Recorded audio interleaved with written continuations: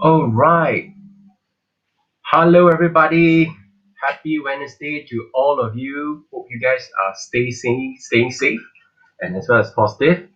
As mentioned, we are going to be doing a LinkedIn Live today. And today is a very, very interesting topic when it comes over to startup. So before I pass on the stage over to Ashley and she can do an introduction, just to share with everyone here, I think some of you guys may have seen Ashley. She's also very active on LinkedIn. But personally, for me, I have known Ashley for many, many years. In fact, even before my wife and I was about to get together, before we got married, she actually came to Penang, and then we actually hosted her and her best friend to think together. So our history went all the way back. I know that she used to work in a recruitment firm, and then subsequently she moved into startup. So that's how we got to know, and we are still very, very good friends till today. And that's where I asked her, if you're interested, you have basically went to a startup company for a few years, and you're doing really, really well. So I believe there's a lot of people who are interested to know more about it. So without further ado, I would like to pass the stage to Ashley so to allow her to introduce herself to everyone. Hello, hi everybody. Thank you so much, Lai, for introducing me. In that way itself, I actually also wanted to share a bit more like how I get to know Lai. Yeah, so um, I met Yishan just now. Yishan is Lai's wife, who is also working together with Lai, and and the reason why I say yes to this is also that I feel I have experience. I've experienced 5 years of my startup experience in Gokar, and this 5 years it's extremely exciting as well as it's very difficult. I'll share with you guys a little bit more about what I have experienced and later, and just a very quick update on who I am and what I did in Gokar. So I was actually the ex-head of marketing in Gokar. I oversees the entire whole marketing budget, the hiring, the end to end of acquisition up to retention for the entire whole marketing funnel. So I'm also part of the core team in GoCar. So I was employee number 7 and I kickstarted the entire whole marketing team. So I was employee number 1 in the marketing team, and then we expanded to about 13 people, and then we refined it to 8 people at the end of the 5th year. So that's what I have done in the 5 years in GoCar. A lot more exciting things later I'll share with you guys. Wow. And that's where I believe during the peak of Gold Cup, you guys were very active. There was a lot of promotions and things like that. I personally have tried it as Thank well you, thank because you. there's one very nearby to my house. I personally have tested it. It's very, very cool. So the question that I think a lot of people may have, I think some of you guys, thank you for tuning in. If you have question for Ashley in regards of her experience or startup, please do put it in the comment. Once we have gone through the questions, we will also go through so that Ashley can also answer some of the questions if you have any. But the first thing that I want to ask you, how did you join a startup? What actually made you very excited to join a startup? Okay, that I have to kind of rewind it back to when I was in Michael Page, and that's when we know each other. So when I was in Michael Page, okay, for those who of you guys who doesn't know what's Michael Page, it's a London-based recruitment consultancy firm. It's also a recruitment agency, and we are same industry as Lion. When I was there for about 2 years, it's a very corporate-ish environment, and I realized that I didn't really like the hierarchy because of the corporate itself, and also knowing like interviewing so many candidates from corporate made me think about, oh, why not I can try a bit of startup. And that's when I went out there, talked to people, talked to my friends, and they were telling me that, hey, you know what, I think you should look into a startup-ish organization, and that's where Magic comes in.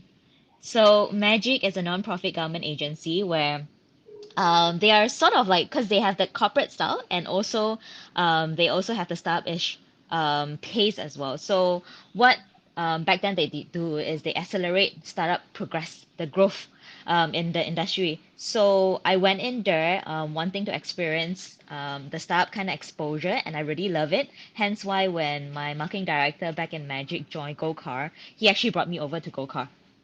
So that's how I went into full flash startup. Okay, so that's how it is. And that's where I always say this. Our network is a gold mine because the more you know someone, the higher chance of that person is able to lead you and bring you closer to something. Throughout my career, 9 years experience in recruitment, I have seen many times people referring people and so forth. I think referral is important, but most importantly, being able to develop that solid relationship with people, that's the main key things. And Exactly. the the thing, because you mentioned earlier on, right, you have joined startup, you started off in a recruitment firm and so forth. What would be the things that you have known that you would wish that you have known in the beginning before you start your career? Because you have basically transit from an established firm to a startup environment where everything is very unorganized Mm. over there. So if you get a chance to redo it again, so what are the things that you may want to relook? What are the things? Okay, so there are something that I realized back in Magic, because Magic was sort of like half startup, half corporate, right? And it's a very big organization where when we come for meeting, right, there will probably be 10 plus people meeting together. And that's when I realized one thing that I wish I had known back then, which is learn how to speak up. So back then, a couple of years ago, right, when I first started actually Micropage and Magic, I was very afraid to speak up because I feel that everyone around me, they are more senior than me. More senior than me, equivalent to their more experience. They have more knowledge. Whatever they talk about is correct. It's just right. So I, as a junior who just joined the company, I would need to listen to them. So I have always been a very yes person. When someone asks me to do things, or when someone say, I think you should do like this for your SOP, I think you should talk to the candidate this way. It's always a yes for me without really thinking, is it right or is it wrong? I think it's really wrong to not have that. So learning to speak up is something that I wish I would have known so that I could have a lot more opportunity to explore my ideas. So I the thing where it makes me change to thinking totally opposite of, like, that breaking point of, okay, you know what, now I have to learn to speak up. It's when I brought this up to my mentor, right? So when I told him about this, saying that, during meeting there are a lot of people sharing their ideas, I'm actually very afraid to share because they're all more senior than me, they're in the company longer than me. Should I really share? Because I don't know whether I'm right or I'm wrong. So that's when he actually asked me, saying that, hey, Ashley, do you know that sometimes when people share during meeting, do you realize that sometimes they share something of value, sometimes they share something of not value? They are just repeating what other people say. And that's actually quite true when I heard about it. And that's when it hit me, saying that, okay, I don't have to always talk in a meeting. I don't have to always speak up in a meeting. I would only need to speak up when there is something of value that I want to share. And another thing that he told me, saying that, do you think that all the other senior people who are very senior people in the meeting, not they are they are actually smart enough to understand that whether things that you talk about is a bullshit or is it of value. So if you Okay, really want to speak up during meeting, you know what? Just speak up and always share things of value. So I think that's very important for me, and I well, remember it until now. well, that is totally true. So you highlighted one of the key points, which is value, and this is extremely important because, like last week, we actually did our virtual career fair with graduates and interns, and on weekends as well. I actually had a chance to present in front of hundreds of students, final year Mm, students from University Kebangsaan Malaysia and other universities. I took that opportunity to share my career journey and what are mm, things that transpired. I came from IT, I moved to recruitment, and now I'm in doing my own business. I'm considered as an entrepreneur as well as a business owner. One of the key things is always about value. mm, How much value and how much impact that you're giving to your organization. Because one of the exactly. common myths is that values translate into time. All right. So the more time you spend in, the more values you give in. But I don't think that's the right thing. If you can do something with the least amount of time and you can give the maximum effort, the maximum value, that is more important rather than you, as what you mentioned, talking, and then non-relevant details is given. All of us have gone through a lot of long meetings where people are just trying to portray themselves, show out, stand out. But in Yes, terms of exactly. essence wise, it's not really there. I rather to have people to share it with the intention of giving value to people. I think that's Exactly. very, very important. I was just reading The Art of War yesterday night. It's something that I love reading and to see, especially in startup, right? Regardless what level you are, you would also have to be of that mind of how can I make my startup of a different level? How do I position it properly, right? So, hence I was reading The Art of War. It's very useful for me, in regardless of in back in Go-Kart or the next company. So in Art of War yesterday, I remember there's this sentence. It says that nobody owes you a career. You own it as a business owner. The key to survival, in regardless if it's startup or corporate, is to learn how to add more values every single day. It's really just more values.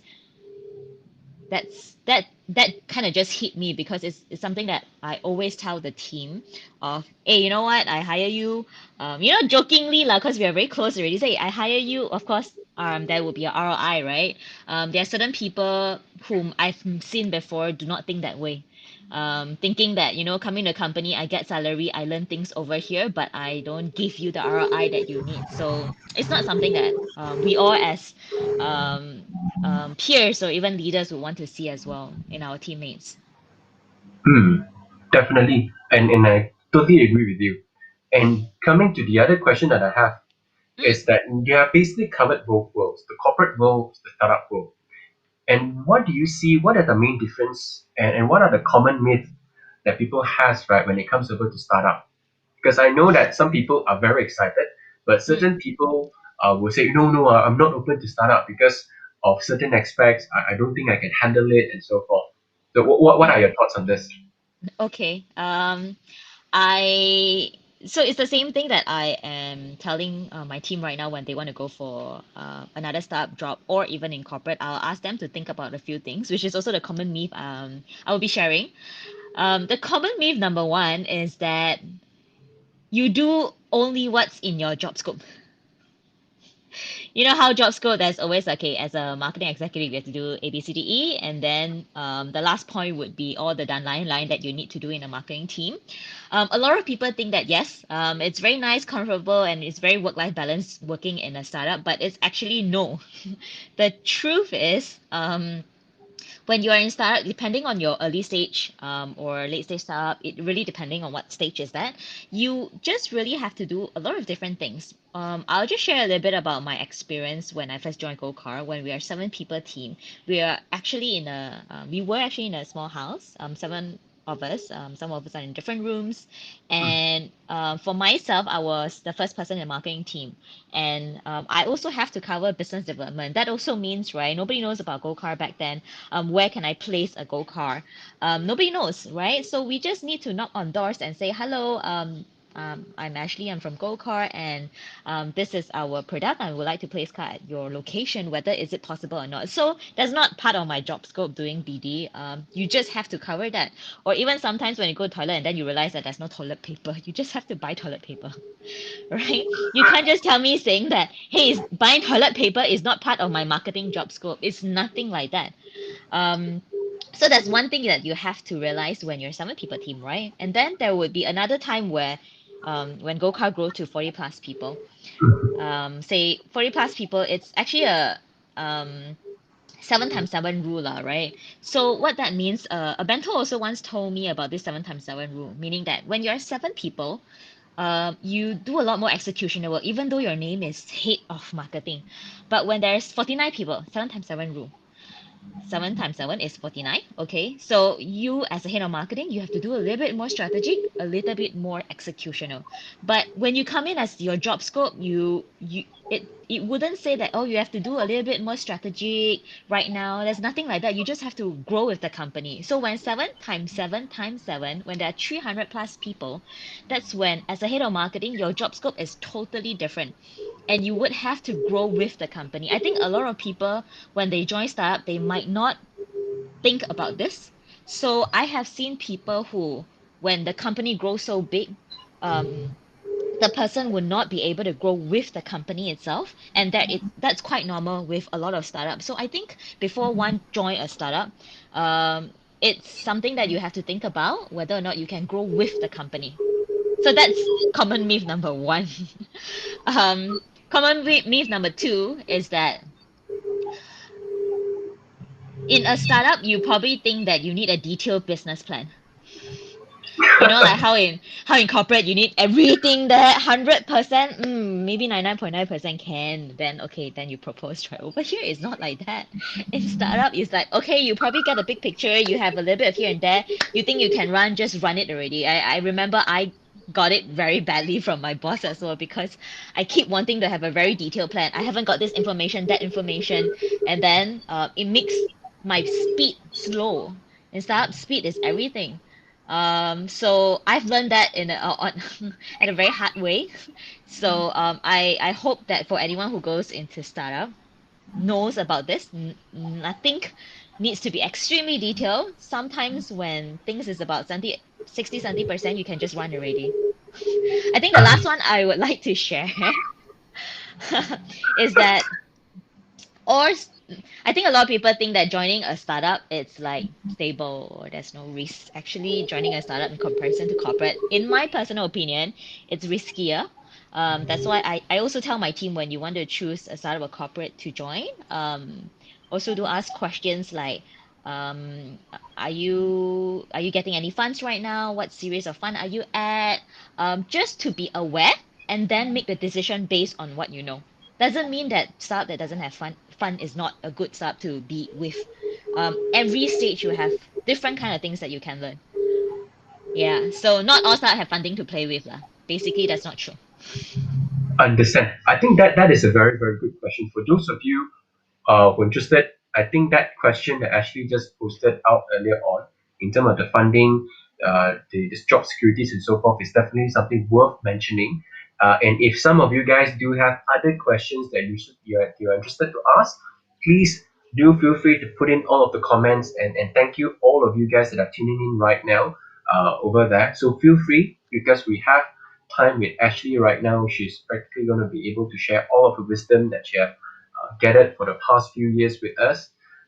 And one thing that I truly agree with you, because when I first started off my business, BTC Mm, Recruitment Malaysia, coming to our 4th years right now, nothing has started soon. Because although I've worked in 2 recruitment firms previously, you think you know everything about it, but yep. never.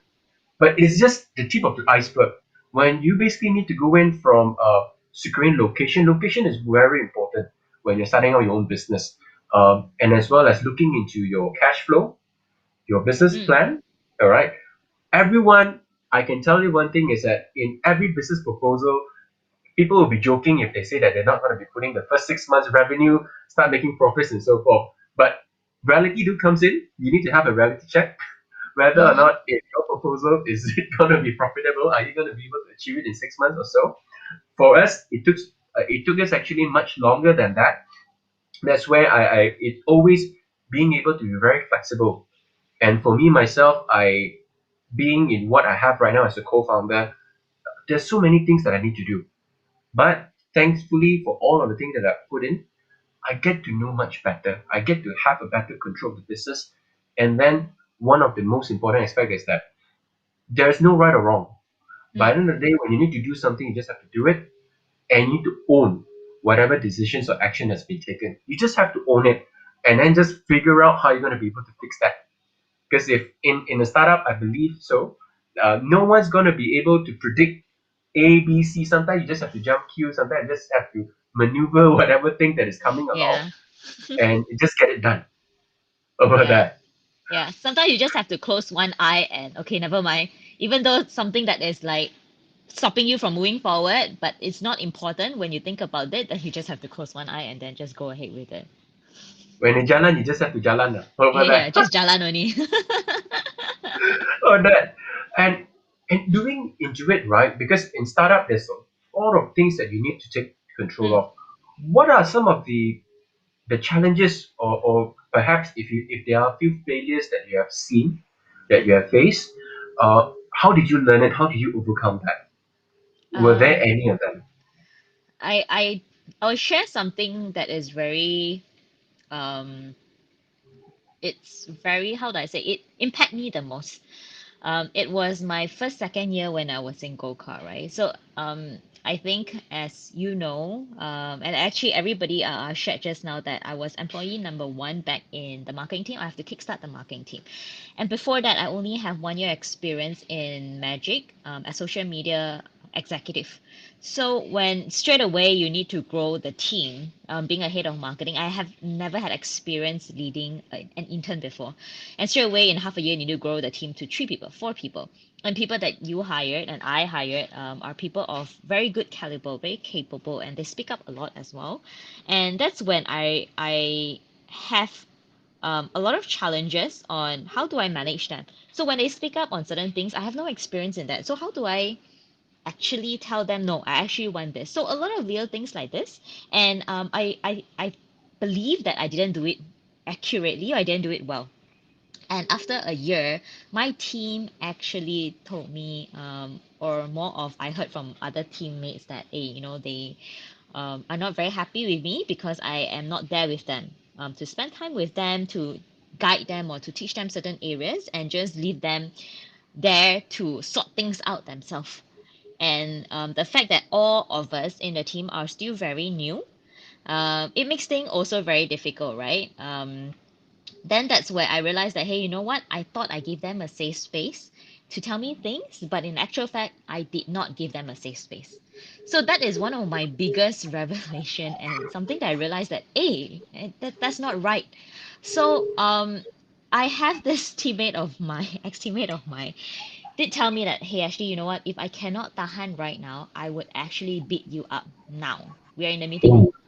Yeah, it's 1-to-1. That's number one. And in that one whole week itself, there is another teammate of mine. She was crying in front of me, saying that she's at her breaking point because, like at start I was just saying that you need to do anything and everything. You just need to jalan things that you feel it's right, but certain people might not be at that capability at the point of time to do certain things. So yeah, she was crying the same week. So obviously for me, I am very sad because that is like my entire whole team saying that they're not very happy with me. And does that mean that I fail in doing things? I thought back then obviously I thought I'm a very bad leader. And what I did is that I went back home. I thought about things, and I told myself that, hey, you know what? I can't quit. Just because people say that they don't like me, I would just resign. No, that cannot be. So I took 6 months. Every single month we have a 1-to-1, and then I write down question to ask them. Say, okay, how can I help you? What are obstacles that you're facing?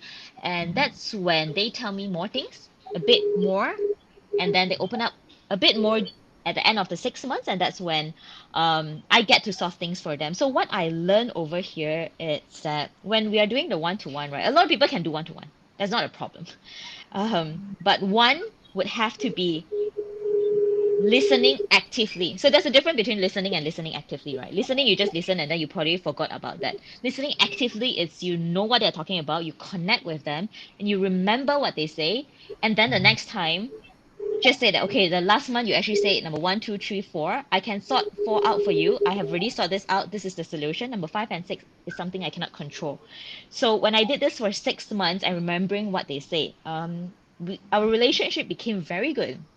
So I think this applies to regardless if it's startup, if it's corporate or boyfriend girlfriend relationship, husband and wife. Is always active listening and bringing it up again to show that you actually listened to the person last time, and then show that you have an action plan based on that active listening.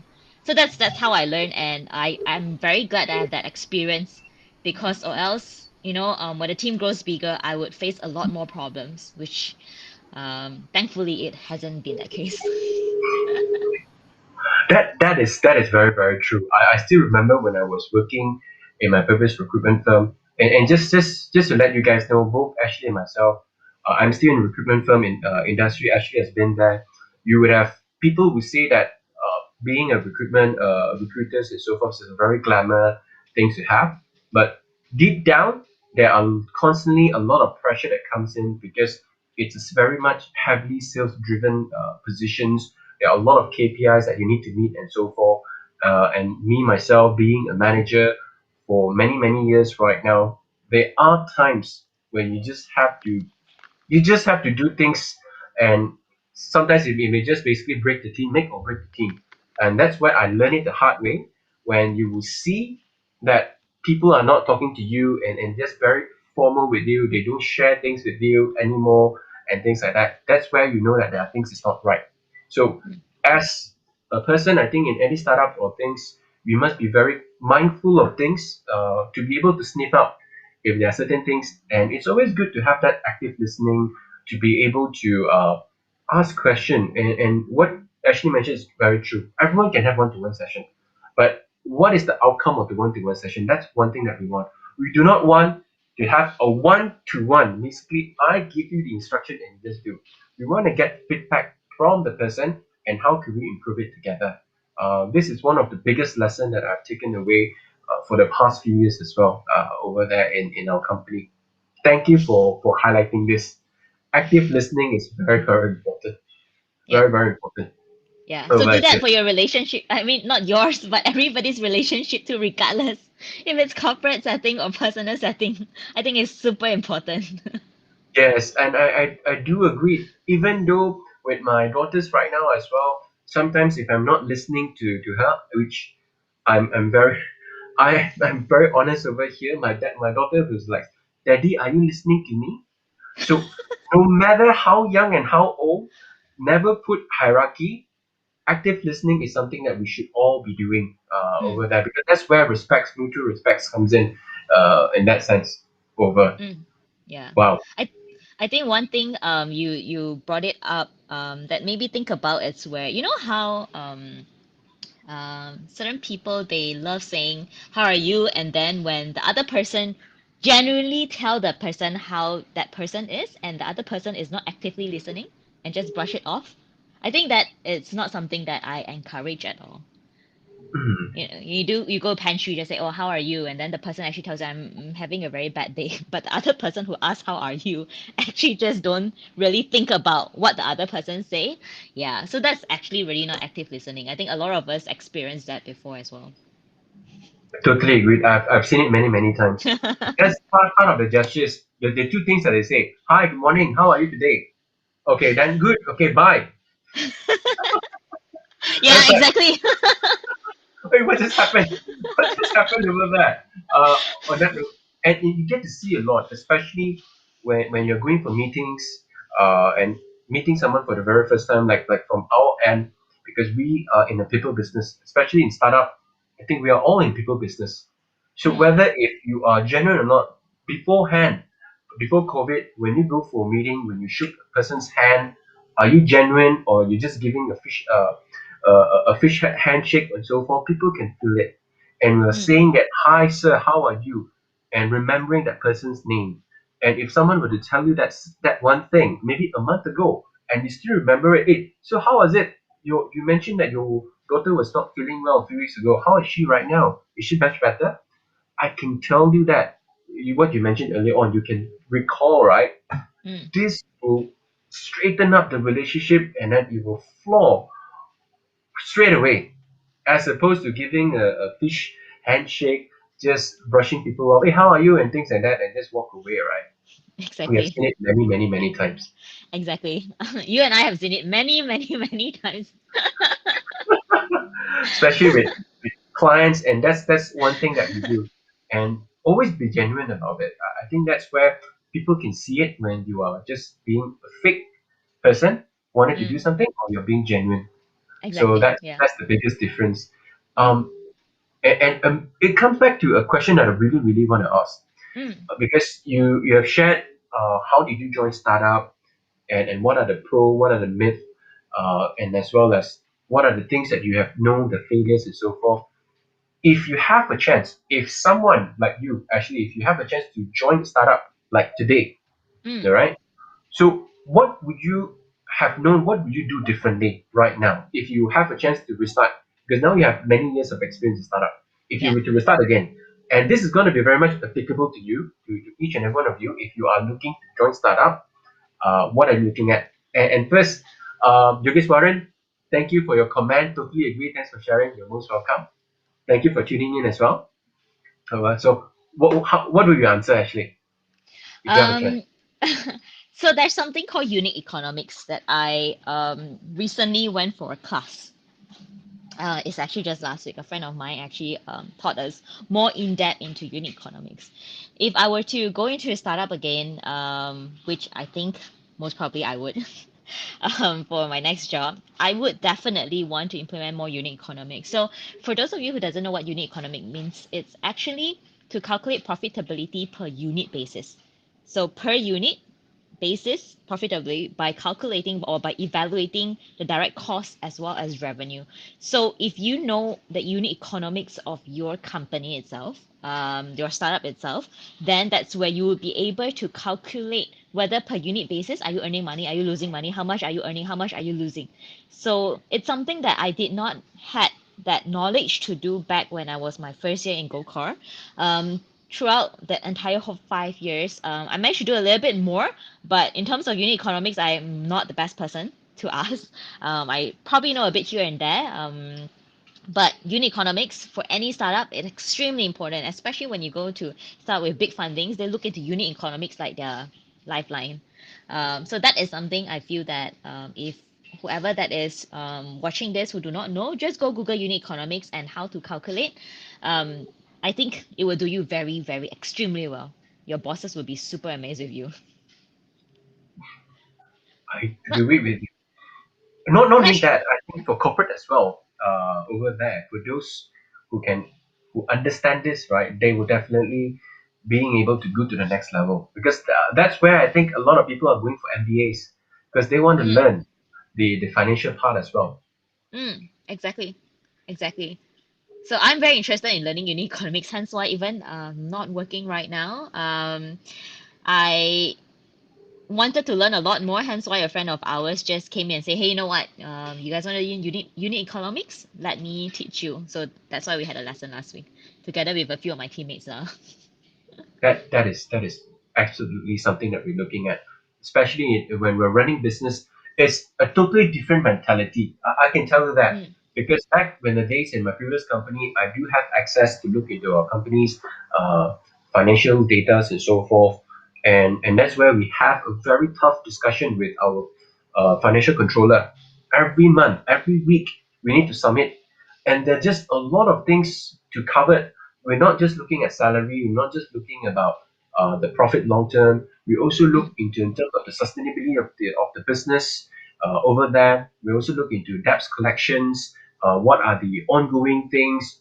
Being whether if you are supplying services and so forth, you are also a vendor or supplier to someone else. So how's the correct. payment terms look like? So there's just a lot of things to cover over here, and that's where if some of you guys are currently working right now and look forward to go to the next level over there, and this unique economics, being able to understand this and translate into figures value, that's where you can come up with initiative. Thankfully for me myself, I used to work in Intel, so Mm, I have very strong experience. So basically a green belt holder. I know a lot of Lean Six Sigma things and so mm. forth. So you get the chance to improve productivity and it translates into ROIs, revenues. So Okay, those next of time you I who need can do to. it, ah, I need to learn from you next time already. Sorry to cut you off. no worries. And that's what I did to implement where we are right now. And thankfully, right, even with COVID that is striking, we still have a very good positive cash flow for our company. So that's is something that everyone should look into. Even though you are working with a company in a corporate or startup, this is something that I would encourage all of you to look into. Mm. Thank you Ashley for highlighting this. No problem. So, my guru in unit economics was telling us, saying that his name is Ken, Ken Lau. You can LinkedIn message him as well if you want to learn more. um, he did mention that before he learned unit economics, because he doesn't have accounting background, so he went for accounting 101. If for any one of you here wants to learn unit economics and think that is really way too hard, maybe you can start off with learning accounting 101 first. I still remember the time was back in SPM where we need to learn Kemaran Hidup, right?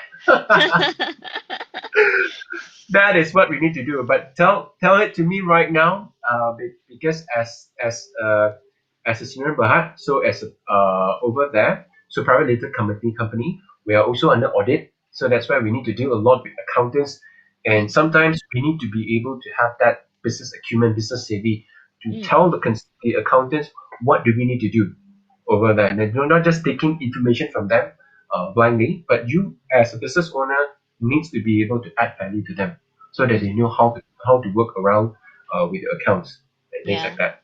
So Actually, very very that's very important, true. Yeah. So I very very I important. I feel whoever that is listening to this and is currently not working like myself, if you want to learn unit economics, you can start learning right now. Or like what Lai was just saying, right? Accounting, something that I do not have experience in because back in SPM I was in science stream. I'm also learning how to read accounts, financial statement, and all these things at this point of time, so that when I move into my next startup, I would be able to understand much more things. Because when you're a startup, probably there are just so many things you need to do. Why not take the time right now when you're in between career? I think that's very important. Yeah, don't Mm, just yes, maybe sit at home doing nothing. Just be a little bit more productive if you can. yeah, agree with you. Especially when you have a very tight fundings and budgets. It's not like every idea is okay. Let's go and do it. So there has to be an intention and what is the output. So with that, you're going to be able to understand more Mm, details on this part. mm, And coming back into it, uh, and this topic here, it's the title of the topic is interested to join startup. So what are your advice to those that are listening over here and those that are going to be watching the replay later? If someone who is thinking of pursuing a startup mm. right now, they could be in corporate, they could also be fresh graduates or working professionals, or even those that are impacted by COVID, who just feel like, okay, maybe it's time for me to go to startup. I might want to take this challenge. What would be your Mm. advice to them? Um, wow. So from what I've experienced, if you want to go through the same path as me, going into early stage startup and then climb up the ladder, building a team and growing your team as well, I think you know just bear in mind that you would have to grow with the company. As I mentioned just now, 7 times 7 rule. When a company is a different of a different stage, you need a different skill set, or you need to take on more things. So if you can bear with that pace, you can bear with whatever that you need to take on. If you can bear with, when I say the pace itself, it was very hard, very fast.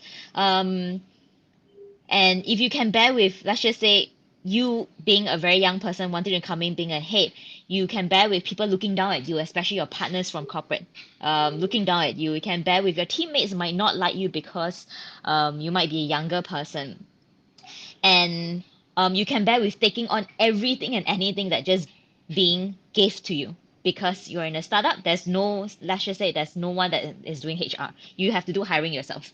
If you can bear with all of this, I think you're good to go in startup. And I see someone actually asked over there, I think at the site here over there, saying Rohan, that, what do you think the challenges would be like for those looking to move from corporate to startup? I think it could be part of this question as well. So for Rohan question, so in corporate itself, I'm not too sure how big of a corporate you are. In corporate itself, you would have a more specialized role.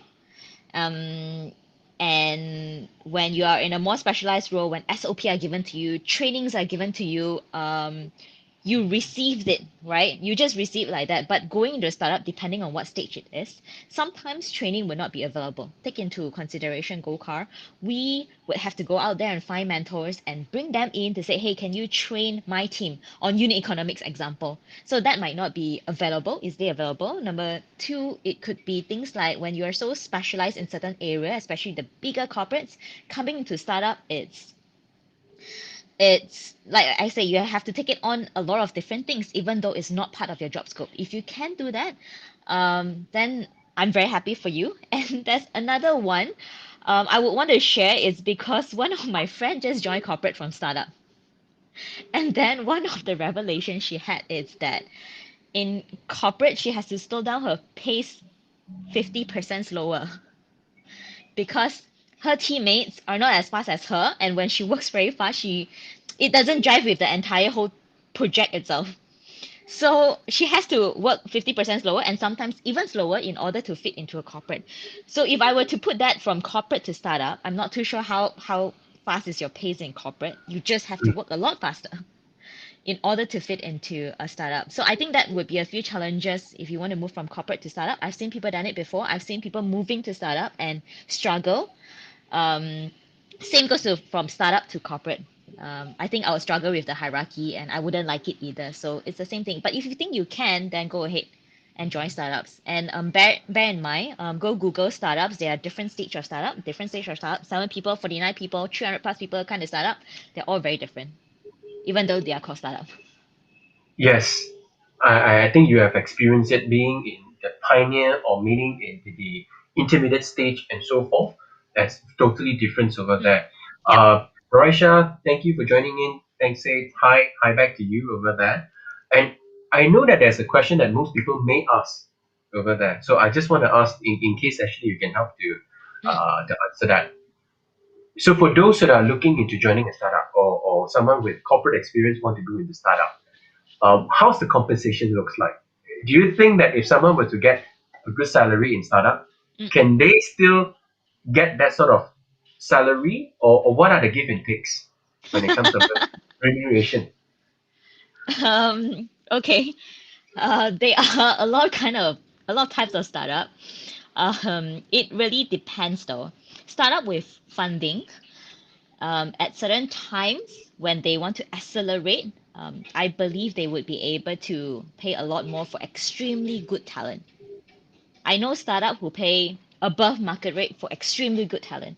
I know startup of a lesser funding who just pay maybe according to market rate. So it really depends on startup. I wouldn't say startup as a whole would generally pay very well or pay extremely not well. It depends on what stage the startup is and the stakeholder in that startup. How do they see? Would they actually want to pay extremely a lot for someone very good to come in? Yeah, because again, unit economics, right? If um, Lie 1 hour is 1,000 ringgit. How would Lie give ROI 1,000 ringgit? So it's the same thing, right? Yeah. So it really depends. So to sum it up, it really depends the type of startup that you are going in. But I do think corporate in terms of benefits, that will be a lot better. You know, your Hmm. hospitalization, your EPF, your bonus, that would be a lot better. Because certain startup right now still do not have any bonuses. Hmm. And Agreed. contractual bonus, I don't think startup have contractual bonus. I agree. I totally agree with you. But who knows? Maybe you grind in for a few years, and then if the startup blows up, and that's where you get to get the things. So it's always about long term. So when you're Yep. in startup, you can't look at, if you're someone who just look at monetary on a short term wise, it may not be the right motivation for you to join them, Mm, because sometimes you're gonna be blinded by, hey, I'm doing so much, why, how come I don't get that? Because there are a lot of things to consider. But if you put in the right effort, if you manage to stay on for a few years, who mm, knows, something big just blow up, and it may just basically literally change the entire company dynamics, and you're gonna be handsomely rewarded by the management. That could exactly. happen. That could Yes, happen. exactly. And thank you. I think WK actually has a question. What was the inspiration that motivated you to begin a startup back then? Uh, Okay. So thanks for asking. So for WK, I actually did not start a startup. I actually joined a startup as a core team. I was employee number 7. I then, if that's the case, I'll just say what motivated me to join a startup then, instead of begin a startup. So back then, I was in Magic as a non-profit government agency, and I feel that things over there are not as competitive as I want to. So when my boss back then joined a startup, and the main important criteria I said yes to it is because that I know that I will be able to learn a lot more things in a very accelerated ways. So in 5 years' time, I think the things that I've learned, it's it could be 10 years of what people have learned, and it's that fast.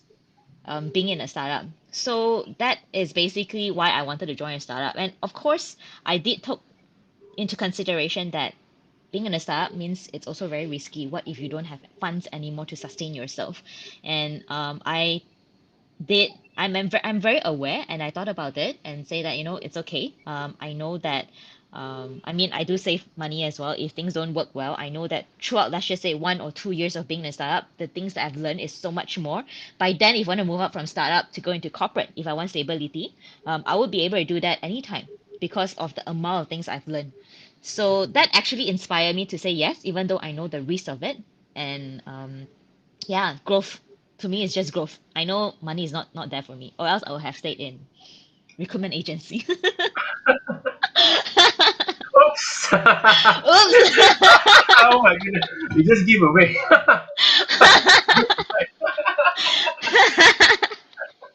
Oops. Oh my. Are you hiring Lai? Yes, we can have a chat offline later. Oh my. All right. By the way, this is basically an informal interview session between me and Ashley. Just joke aside. Uh, there is another question from. Thank you, Ravina, for asking this question. What is the right key criteria in finding the right startup for anyone who wants to join a startup? Is there any like a checklist that you should do? Good question, Ravina, and hi, Ravina. Um, I would always ask them to really think about the risk by asking them at what stage of a startup that the startup is, and to see whether they are on any funding. Um, then that's where it would translate to you as a candidate saying that, okay, what is the risk that I'm facing if this startup it's going very big? I get a lot of things from the stakeholders, maybe, or what if this startup totally cannot make it? Then that means you risk having your job lose. So this is the thing that I would ask my teammate to actually ask before joining. And second thing is where it really depends what is your goal in joining a startup, right? What is your top three priorities? For me, it's always growth number one. Growth meaning personal and professional growth. And then the second thing is chemistry with the boss. So if you go into a startup knowing that you would be able to learn a lot of things because that is your top three priorities. And you would be able to ask that question whether or not, hey, if I were to join this startup,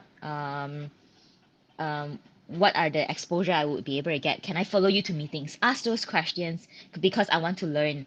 And that's what I did back then to follow my boss to meetings, right? And that's where how I learned a lot more things out of my portfolio at that point of time. So just ask those questions. And also, if you want to join a startup, you can tap into your boss network and ask the question whether or not, or you just don't have to ask, right? Get that sense of it, whether or not your boss would be able to share a lot more things with you, teach you more, and make sure that your growth is being sustained for that amount period of time.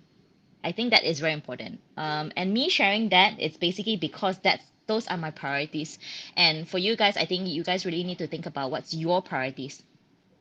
Is your priority money? If yes, find a startup that can pay you a lot more money. If your priority is money and startup cannot pay you, then I think corporate of certain size might be able to pay you. Yeah, it all really goes back to what's your priority. All right. Thank you for sharing this. I think that's a lot of key things. Just by the question itself, I hope you can benefit, and then later on you can basically think about it. In case if you want to do a follow up, always feel free to connect with Ashley on LinkedIn, and then you can actually ask a follow up question with her as well over there. So that's thank you Ashley for this. I think if there's any more questions from anyone, because if there's none, then maybe we're gonna be ending our sessions very soon over here because it's gonna be 1 hour. There's already 15 minutes that we're going on live. So looking into it, Ashley. So we have shared everything over here, and what is the outlook like for startups in Malaysia? How do you see during this pandemic? Right, this is my last question. During this COVID, are we still going to be seeing a lot of startups going doing well? More startups is coming up. What are your thoughts, especially when we are in the pandemic right now?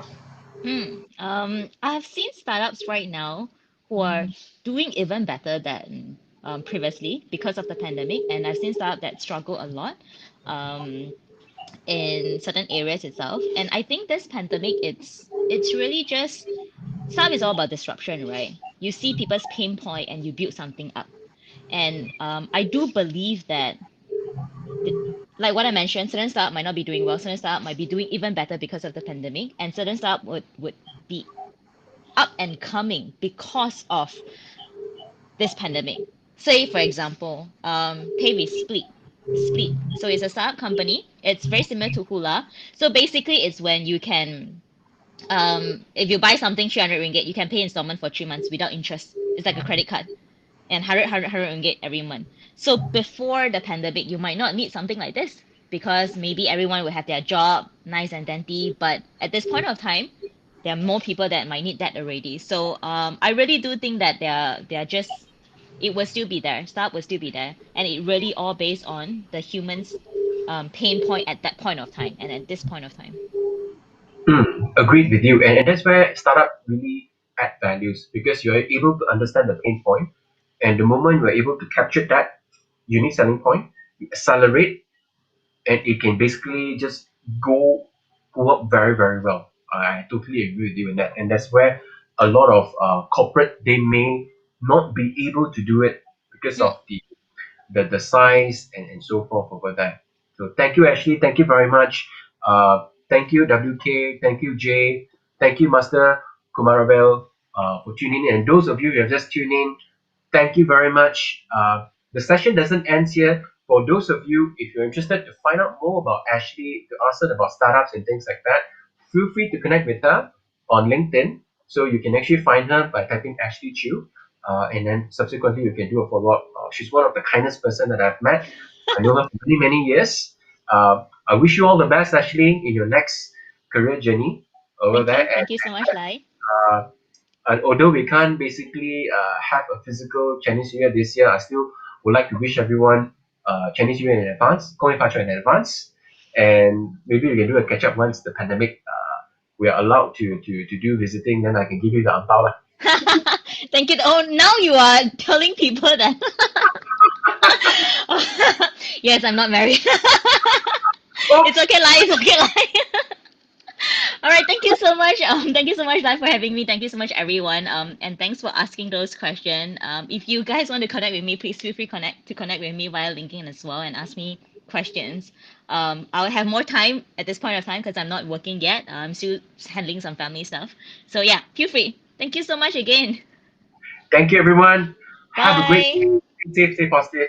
Bye See bye. you. Bye.